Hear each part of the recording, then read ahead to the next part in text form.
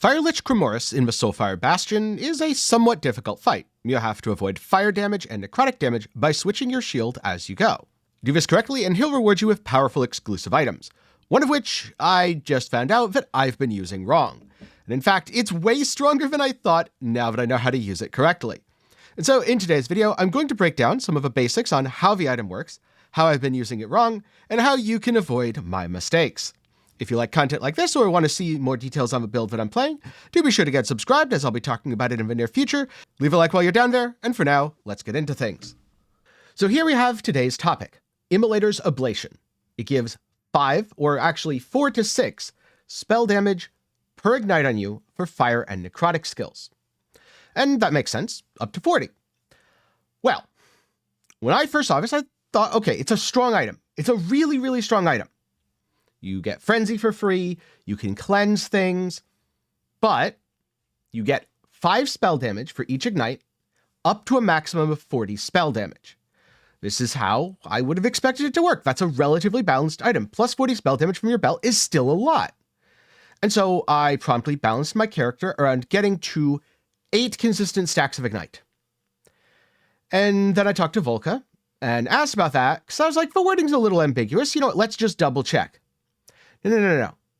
That is 5 spell damage for fire and necrotic skills per stack of ignite on you, up to 40 ignites. In other words, it is a lot of damage.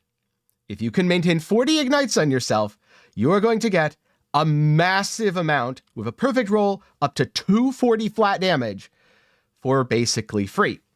At least assuming you are using the magic combo with Malin's Hubris. This converts bleed chance over to ignite chance. And on something like a warlock, or actually on any acolyte build at all, you can use this handy dandy node right here, Exsanguination, where you get Fizz Pen with bleed. Don't worry, that part doesn't matter. And 5 bleed stacks on yourself every time you cast Spirit Plague. So your goal is to get as much cast speed for your Spirit Plague as possible and cast it super, super fast, or at the very least cast it fast enough that you can maintain 40 pretty reasonably. Right now, I'm maybe a little bit slower than I would like. I ramp up, but if I'm moving around and stuff, I'm not quite maintaining 40. I'm maintaining like 20s to 30s. So there's a little more damage that I can min-max here. This is a really, really, really powerful mechanic. And then I also found out from Volka that there's snapshots. So yeah, once you put down the Chthonic Fissure, even though my stacks all went away and thus all my damage went away, because while I had the damage, I cast the Fissure, for its entire duration, it is up. That's how you saw me melt T4 Fire Lich Cremorus. That's how you melt bosses, and that's, I guess, why DR is a thing in this game. On the one hand, this is a very powerful mechanic. On the other hand, it's not the most intuitive mechanic, which is why when I found out it didn't work the way I initially thought, I wanted to make a video, because coming from Path of Exile, if something said up to 40, that 40 would refer to the total damage, because 40 flat damage from a belt is very powerful, but not game-breaking. Up to 260 flat damage for a belt is very game-breaking. And the other nice thing here is, even though I'm getting super ignited, it's not really a big deal. As you can see, I'm only taking a couple hundred damage a second at most, with a ton of stacks. This is because these are basic knights that don't get scaled in any way by my modifiers. Also, I'm a Necrodot build, so I wouldn't have that many modifier scaling, but I am doing damage over time stuff. I'd have some generic bonuses. In short, base damage, which makes it a lot more survivable than it otherwise would be.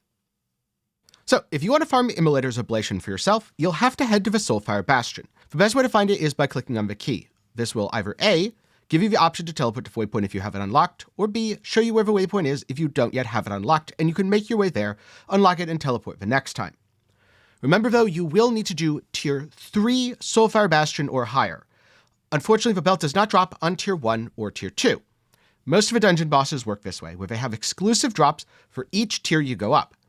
Also, I'm pretty sure the chance of getting the belt is higher on Tier 4 rather than Tier 3, and if I'm remembering correctly, when you're doing higher level content, i.e. a level 100 area, you have a higher chance to get legendary potential, so overall better drops. As you're going through the dungeon, you kill enemies to get soul embers. These are used later for the gambler, but they're also used to switch the polarity of your shield. When you have a fire shield, you automatically absorb all fire damage taken, rendering you immune. When you have the necrotic shield active, you automatically absorb all necrotic damage taken. The enemies do a heavy amount of fire and a heavy amount of necrotic. Now personally, when I'm clearing trash, I tend to just leave it on one polarity.